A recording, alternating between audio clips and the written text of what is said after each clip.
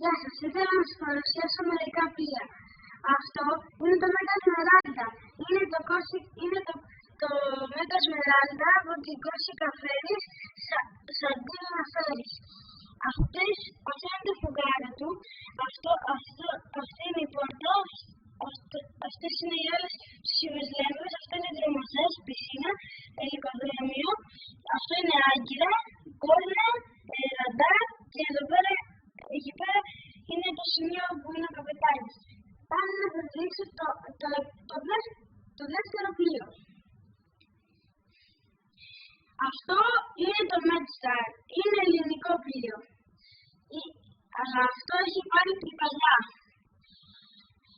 Και τώρα το σωληνό, αυτές είναι τα αλήθειες, εδώ πέρα είναι το σημείο του καπετάνιου, σύμβιες λέμβο, πόρτα, το κόκκινο μέρος από κάτω και εδώ πέρα το φουγγάρο του.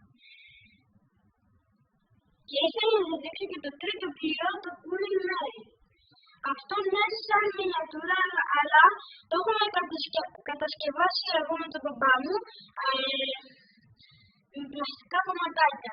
Αυτό είναι το Cooling Line 2 και εδώ πέρα είναι οι σωσίβιες